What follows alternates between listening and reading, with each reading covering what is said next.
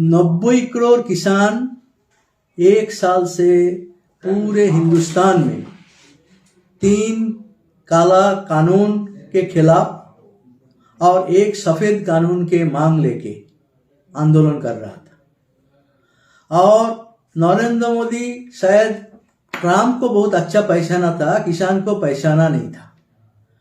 हम लोग को किसान ऐलान किया था, हम 700 मर गया, 7000 में मरेंगे, मगर बिना जीत के हम वापस नहीं जाएंगे। किसान का ये जीत के सामने, ये मजबूत आंदोलन के सामने आखिर में नरेंद्र मोदी को झुकना पड़ा। मगर फिर भी हम किसान सभा की ओर से उसका जो घोषणा है उसको स्वागत करता हूं। मगर ये बात मानना है कि सिर्फ जब तक पार्लियामेंट में सेशन में विथड्रॉ नहीं होगा तब तक ये विथड्रॉ माना नहीं जाएगा। इसलिए पार्लियामेंट में विथड्रॉ करने के लिए हम इंतजार करेंगे, तभी इसका पूर्ण रूप से विथड्रॉ हुआ माने। क्योंकि भूमि अधिग्रहण ऑर्डिनेंस 2014 का हमारा किसान लड़ाई के सामने वो स्वीकार करके विथड्रॉ करेंगे, पर आज 7 साल हो गया, आज भी विथड्रॉ नहीं हुआ। तो इसलिए पार्लियामेंट में विथड्रॉ के इंतजार करके हम फैसला करेंगे। दूसरी बात है, जब हम 2 मांग था, 3 काला कानून जो किसान को भविष्य बर्बाद करता, भविष्य बर्बाद करने का कानून, और एमएसपी का कानून आज जो बर्बाद हो रहा है उसको बचाने का कानून। भविष्य बर्बाद करने का कानून तो विथड्रॉ हुआ, मगर आज जो किसान मर रहा है, प्रतिदिन 52 किसान खुदकुशी कर रहा है, 4 लाख किसान खुदकुशी किया, ये 3 कानून के लिए नहीं है। वो फसल का दाम नहीं मिलता, लगातार नुकसान, आधा दाम में फसल बेचने में मजबूरी, इसलिए खुदकुशी कर रहा है। इसलिए स्वामीनाथन कमीशन सुपारिश किया था उसका फसल का 1.5 गुना दाम देना चाहिए। और मोदी वादा भी किया था कि फसल का कीमत के लिए एमएसपी कानून बनाएंगे और प्रोक्योरमेंट को गारंटी करेंगे, मगर आज वो नहीं हुआ। तो आधा हमारा मांग एक्सेप्ट किया, बाकी आधा अतीत का जो हम भविष्य के जो समस्या उसको मान लिया। और वर्तमान में जो समस्या चल रहा है इसको दूर करने के लिए कानून नहीं बना है। इसलिए हमारा एमएसपी का लड़ाई 20 साल से चल रहा है, आने वाला दिन में चलेगा। ये आंदोलन जब तक आगे बढ़ाएंगे और इस तरह हम नरेंद्र मोदी एवं बीजेपी सरकार को हम मजबूर करेंगे कि हमारा एमएसपी कानून बनाएं और किसान को फसल का सही दाम मिलने का जो नौबत वो वापस आए और किसान खुदकुशी से बचे। ये हमारा मांग है इस आंदोलन। कल हमारा एसकेएम का मीटिंग है। एसकेएम आप सबको मार्क्सवादी कम्युनिस्ट पार्टी की तरफ से आज के ऐतिहासिक दिन पर बधाई हो। देश का किसान आंदोलन आज जीता है। प्रधानमंत्री जो 1 साल से हठधर्मिता अपनाए हुए थे, आज उनको देश के किसान आंदोलन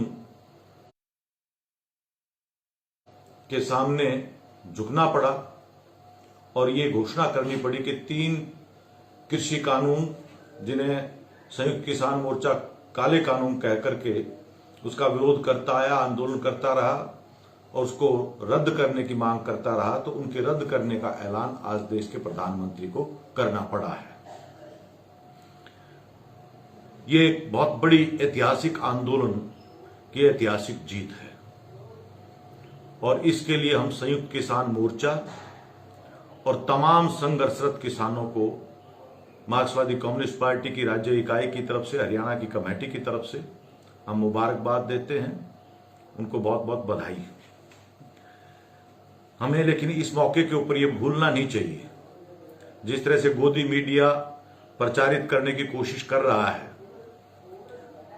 1 साल लंबे इस संघर्ष के दौरान भाजपा की केंद्र की सरकार ने, राज्य की सरकार ने इस आंदोलन को तोड़ने के लिए, इस आंदोलन को विफल बनाने के लिए, इस आंदोलन को बदनाम करने के लिए तमाम तरह के हथकंडे जितने हो सकते थे वो तमाम अपनाए। इसको खालिस्तानी, आतंकवादी, पंजाब और हरियाणा के किसानों के बीच में फूट डालने की कोशिशें की गई। विदेशों से प्रायोजित आंदोलन के रूप में इसको पेश किया गया। खाइयां खोदी गई, वाटर कैनन से उनके ऊपर हमले किए गए, कीले गाड़ी गई। पूरे देश की राजधानी के चारों तरफ आखिरकार किसानों को वहां डेरे डाल करके बैठना पड़ा। इस आंदोलन में 700 से ज्यादा किसानों को अपनी शहादत देनी पड़ी है। और इस आंदोलन को तोड़ने के लिए जहां किसानों के ऊपर ये तमाम हथकंडे अपनाए गए, किसानों के ऊपर गाड़ियां चढ़ा करके लखीमपुर खीरी के अंदर उनको कुचला गया। और अफसोस की बात यह है कि आज भी प्रधानमंत्री ने इस बात के ऊपर खेद प्रकट नहीं किया कि 1 साल पहले जो किसानों ने जो मांग उठाई थी, बल्कि जब से ये अध्यादेश के रूप में लेकर के आए थे और तमाम संसदीय कानूनों का, नियमों का, परंपराओं का, मर्यादाओं का दमन करते हुए बिना बहस के, बिना वोट के इनको कानून का दर्जा दिया गया था। अगर उस समय किसानों की बात सुनी गई होती तो ये 700 से ज्यादा लोगों की जान ना जाती। इसकी जिम्मेदारी निश्चित तौर पे देश की सरकार के जिम्मे है। और इस आधार के ऊपर आज जब इनको ये लगा कि राजनीतिक तौर पर यह आंदोलन भारतीय जनता पार्टी और आरएसएस की जो कॉरपोरेट परस्त जो नीतियां रही हैं, जो सांप्रदायिक जो राजनीति रही है, उसके लिए बहुत बड़ी चुनौती बनके पेश आया है।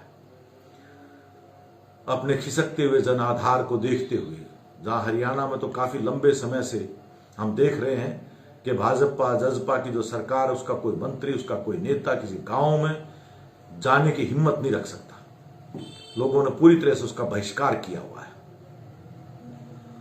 हजारों लोगों के खिलाफ अकेले हरियाणा में अगर देखें तो इनकी सरकारों ने झूठे मुकदमे किसानों के खिलाफ संगीन धाराओं के अंदर बनाए हुए हैं। अच्छा होता अगर आज प्रधानमंत्री के मुख से यह बात भी सुनने को मिलती कि तमाम जो शहीद किसान हैं उनके परिवारजनों को भरपाई के लिए, मुआवजे के लिए कुछ ऐलान किया जाता, परिवार से उनको नौकरियों दी जाती, उसकी घोषणा की जाती, तमाम जितने मुकदमे बनाए गए उनको वापस लेने का ऐलान होता।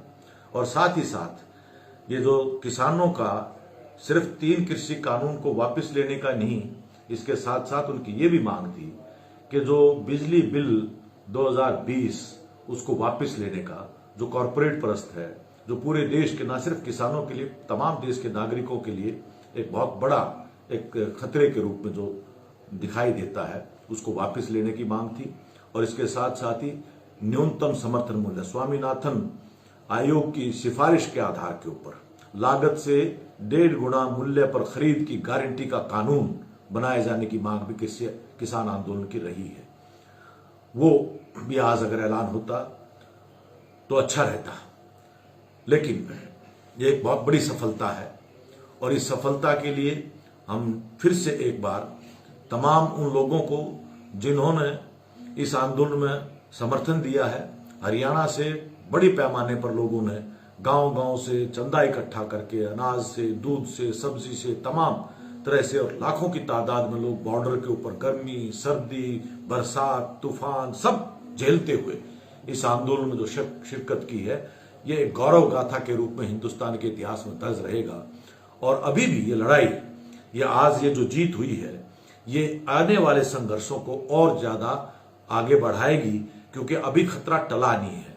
कॉरपोरेट परस्त जो ये सरकार है, देश के तमाम संसाधनों को जिस तरह से बेचा जा रहा है, जिस तरह से देश की एकता को तोड़ने के लिए जो सांप्रदायिक राजनीति को जिस तरह से ये लेकर के आई है, देश की संवैधानिक व्यवस्था को बदलने की कोशिशें की जा रही हैं, एक निरंकुश सत्ता देश पर कायम करने की, झूठे मुकदमे यूएपीए में तमाम तरह के जो बुद्धिजीवी, विद्यार्थी, पत्रकार, तमाम तरह के लोगों के खिलाफ जो बनाए गए हैं, आज इस देश को ये बचाने की लड़ाई हमारे सामने है। और इस किसान आंदोलन ने तमाम जनतंत्र प्रेमियों के लिए, इस देश के को प्यार करने वाले लोगों के लिए, धर्मनिरपेक्षता की और संविधान की रक्षा करने वाली ताकतों को बल प्रदान किया है। ये संघर्ष जब तक जारी रहेगा, जब तक के सत्ता से इन तमाम कॉरपोरेट परस्त, फूट परस्त, झूठ, लूट, फूट और दमन की राजनीति को पूरी तरह से शिकस्त नहीं दी जाती। तो एक बार फिर से मैं अपनी तरफ से, पार्टी की तरफ से, मार्क्सवादी कम्युनिस्ट पार्टी की तरफ से तमाम संघर्षरत साथियों को बधाई देता हूं और आगे के लिए भी आह्वान आप ये करते हैं कि इसकी जो साजिशें हैं सरकार की इस देश की संवैधानिक व्यवस्था को बदलने की, इस देश के तमाम सार्वजनिक और प्राकृतिक संसाधनों को बेचने की, इसको हम बिकने नहीं देंगे। इस देश को बचाएंगे और इस देश को बदलेंगे। धन्यवाद।